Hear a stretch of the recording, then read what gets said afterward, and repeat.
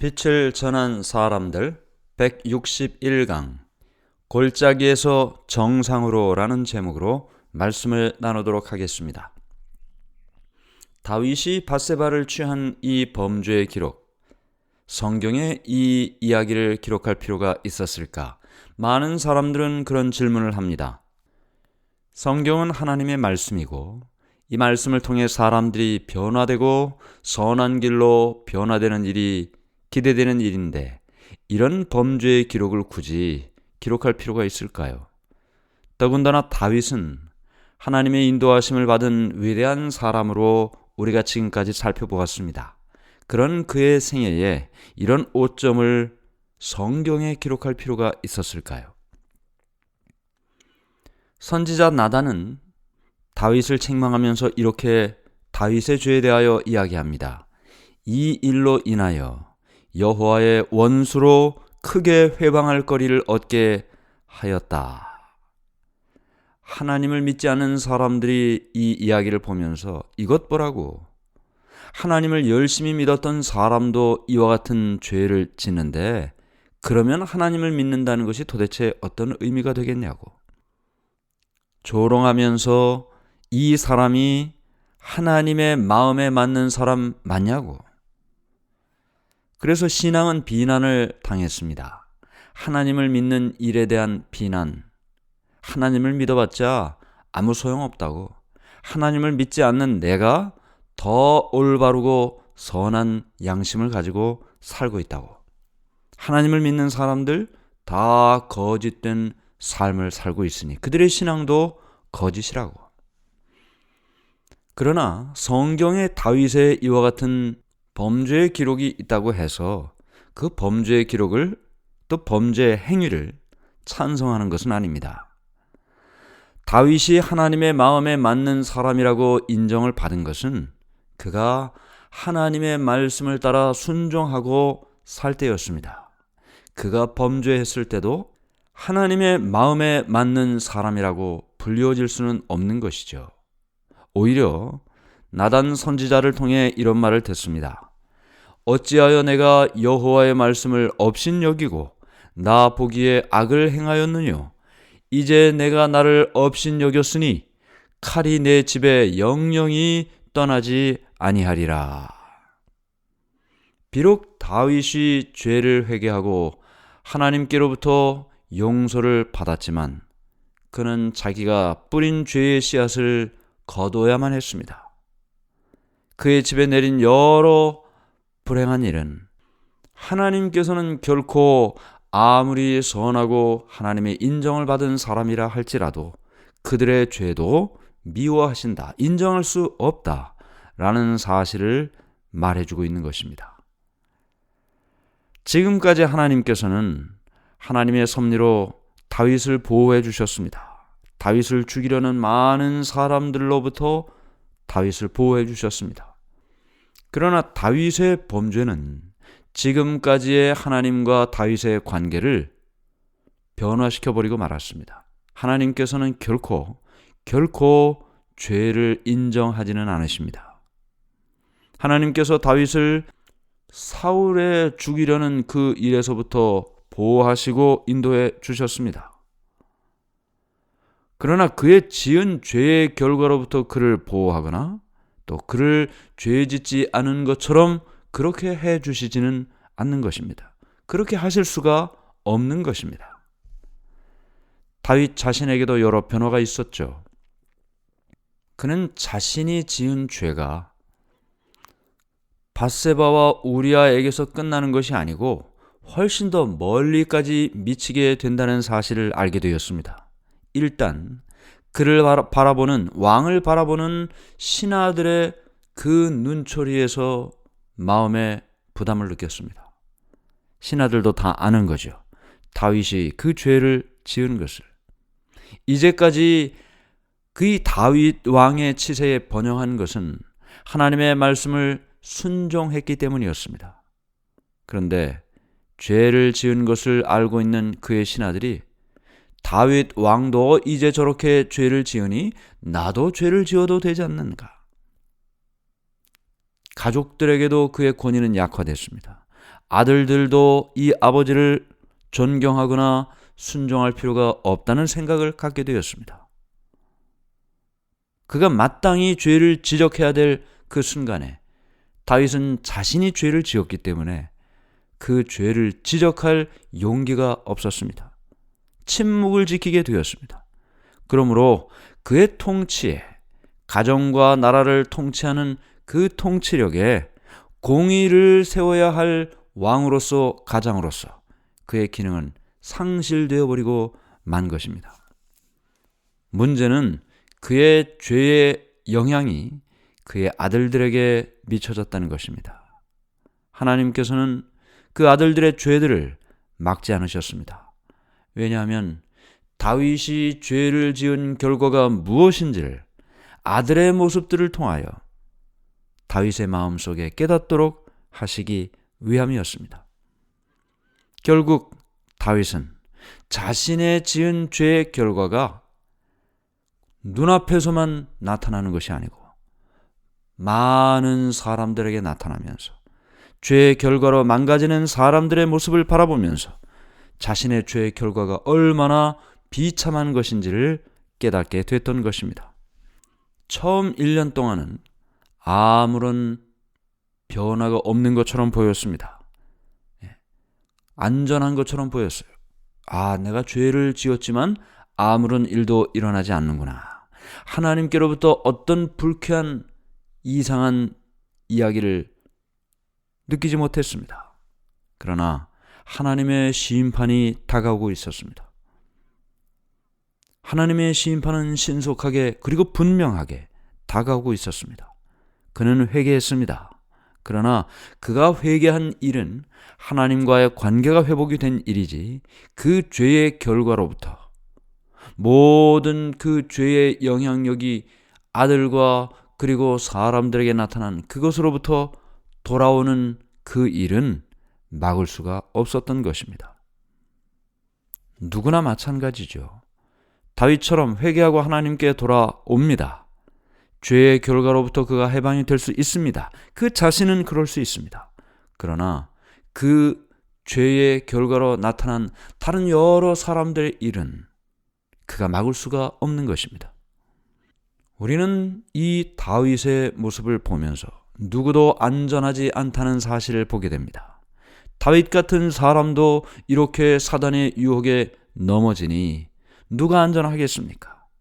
언제나 깨어서 하나님과 동행하고 게을리하지 않고 순종하며 사는 삶을 살지 않으면 누구도 넘어지고 누구도 유혹받고 누구도 시험당하고 그의 인생이 저 절벽 아래로 떨어지는 것 순식간인 것입니다. 각 시대를 통해서 많은 사람들이 이와 같은 사단의 세력으로부터 오는 유혹을 깨닫게 됩니다. 하나님께서는 다윗의 이 죄의 결과와 모든 일을 통해서, 성경이 이렇게 기록된 일을 통해서 각 시대를 살아가는 많은 사람들의 마음속에 이와 같은 교훈을 가르쳐 주기를 원하셨던 것입니다. 누구도 실수할 수 있다. 누구도 쓰러질 수 있다. 그러므로 깨어서 하나님과 동행해야 한다. 하나님의 선고가 다윗에게 선언되기 전에 다윗이 이 범죄의 열매를 거두기 시작합니다. 일단 그의 마음이 편안하지 않습니다. 양심이 불편합니다. 그와 같은 그의 마음속의 여러 변화들, 불편함들, 그 고통들이 시편 32편의 그의 기록을 통해 다윗의 시를 통해 볼 수 있습니다. 시편 32편 1절부터 4절. 허물의 사함을 받고 자신의 죄가 가려진 자는 복이 있도다. 마음에 간사함이 없고 여호와께 정죄를 당하지 아니하는 자는 복이 있도다.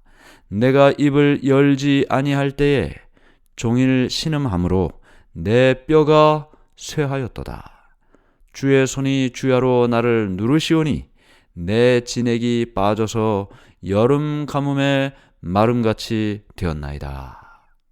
얼마나 그의 마음이 고통스러웠으면, 얼마나 그의 양심에 가책이 되었으면 이렇게 기록했을까요? 뼈가 쇠하고 진액이 빠진다. 나단 선지자로부터 하나님의 책망의 기별을 들었을 때 그는 회개했습니다. 그 회개의 장면을 시편 51편에 이렇게 기록을 했습니다. 하나님이여, 주의 인자를 따라 내게 은혜를 베푸시며 주의 많은 긍휼을 따라 내 죄악을 지워 주소서. 나의 죄악을 말갛게 씻으시며 나의 죄를 깨끗이 제하소서. 물은 나는 내 죄과를 아오니 내 죄가 항상 내 앞에 있나이다.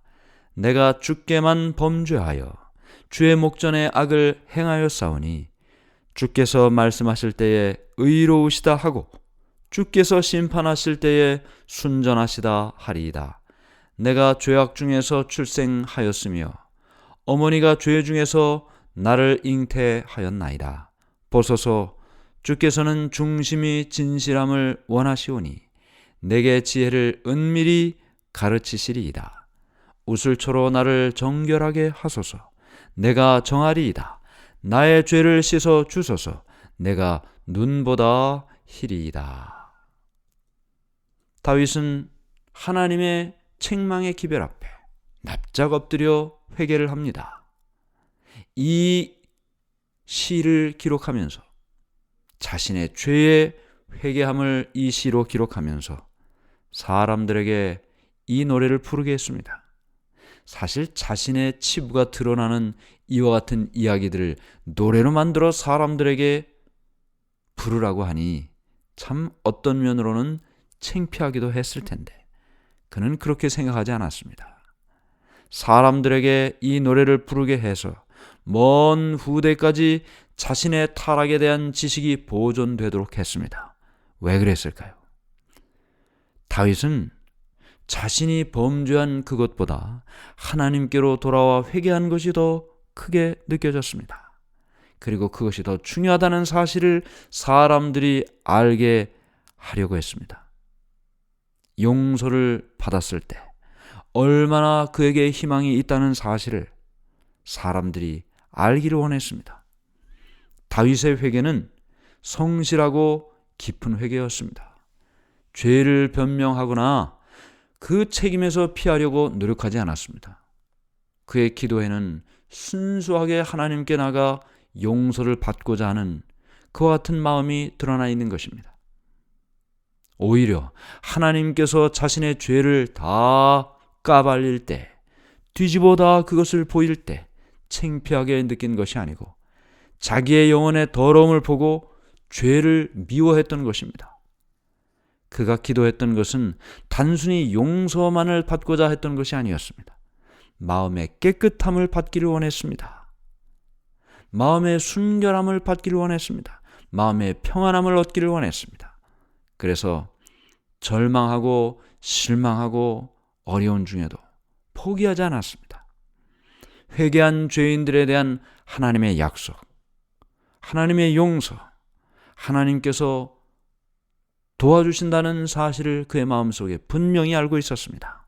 시편 51편 16절 17절 주께서는 제사를 기뻐하지 아니하시나니 그렇지 아니하면 내가 드렸을 것이라.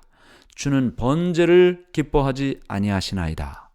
하나님께서 구하시는 제사는 상한 심령이라. 하나님이여, 상하고 통회하는 마음을 주께서 멸시하지 아니하시리이다. 하나님께서 구하시는 제사는 상한 심령이라. 아프고 가책을 받고 괴롭고 그것을 하나님께서 들고 그대로 나오라고 말씀하고 있는 것입니다. 다윗은 넘어졌습니다. 그러나 하나님께서는 그를 일으키셨습니다. 타락하기 전보다 하나님을 더 깊이 깨닫는 기회가 되었습니다. 하나님을 더 사랑하게 되었고 사람들을 더 동정하게 되었습니다. 죄에서 해방된 기쁨을 알게 되었습니다. 그는 그것을 이렇게 노래를 했습니다. 시편 32편 5절부터 7절 내가 이르기를 내 허물을 여호와께 자복하리라 하고 주께 내 죄를 아뢰고 내 죄악을 숨기지 아니하였더니 곧 주께서 내 죄악을 사하셨나이다. 이로 말미암아 모든 경건한 자는 주를 만날 기회를 얻어서 주께 기도할지라. 진실로 홍수가 범람할지라도 그에게 미치지 못하리이다. 때에 주는 나의 은신처이오니 환난에서 나를 보호하시고 구원의 노래로 나를 두루시리이다. 주님께서 나를 용서하셨다. 주님께서 나의 피난처가 되셨다. 주님께서 나를 환난에서 보호하셨다. 구원의 노래를 불렀습니다. 왜냐하면 그는 그것을 경험했기 때문이죠. 많은 사람들은 이야기합니다. 다윗보다 사울이 죄를 덜 지은 것 같아요. 적어도 사울은 간음을 했다든지 또는 살인을 했다든지 그런 말이 성경에 기록되어 있지는 않기 때문입니다. 그러나 다윗은 살인도 했고 간음도 했기 때문이죠. 다윗이 더 큰 죄를 지었다고 이야기를 합니다. 그러나 큰 죄를 범한 다윗을 아끼지 않으신 하나님, 왜 그랬을까요? 다윗은 자신을 낮췄습니다. 죄를 자백했습니다. 하나님의 말씀을 따르기로 결심했습니다. 그런데 사울은 책망을 받았을 때 받아들이지 않았습니다. 마음을 딱딱하게 하고 마음문을 닫았습니다. 회개하지 않았습니다. 그것이 다윗과 사울의 차이인 것입니다. 다윗의 역사에서 이 이야기는 회개하는 죄인들에게 얼마나 큰 용기를 줍니까? 이것은 이 세상을 사는 모든 사람들에게 죄와 투쟁하고 시험하고 그러나 때로 실수해서 넘어졌을 때 그때도 돌아오는 사람을 하나님께서 어떻게 대하시는지를 분명하게 보여주는 교훈이 되는 것입니다. 모든 사람들, 죄로 인해 넘어지고 절망하는 사람들, 하나님을 열심히 믿고자 했지만 그렇게 하지 못하고 그렇게 살지 못하고 사는 모든 사람들, 절망하여 하나님을 떠날 것이 아니라 그렇게 넘어지는 사람을 불쌍하게 여기시고 돌아오기를 원하시는 하나님, 용서해 주시기를 기다리시는 하나님이 있다는 사실, 다윗의 이야기를 통해 우리는 보게 되는 것입니다. 누구든지 하나님의 책망의 기별을 받고 다윗처럼 겸손하게 자복하고 회개하는 사람, 희망이 있습니다. 누구든지 하나님의 허락을 받아들이고 하나님께 나오는 자 용서를 받을 것입니다. 그리고 하나님께서는 그렇게 나오는 사람을 결코 버리지 않을 것입니다. 이사야 27장 5절에 나의 힘을 의지하고 나와 화친하며 나로 더불어 화친할 것이니라. 이사야 55장 7절 악인은 그 길을 불의한 자는 그 생각을 버리고 여호와께로 돌아오라. 그리하면 그가 긍휼히 여기시리라. 우리 하나님께로 나아오라. 그가 널리 용서하시리라. 용서하시는 하나님.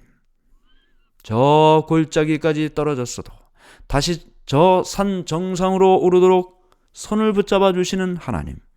그 하나님을 믿으시기를 바랍니다. 하늘에 계신 하나님 아버지, 오늘 넘어지고 쓰러지는 그 모든 죄인들에게도 여전히 손 내밀어 주시고 일으켜 주시니 감사합니다. 실수할 수 있습니다. 넘어질 수 있습니다. 그러나 그 넘어짐과 실수함 속에서도 하나님을 바라보게 해 주시옵소서.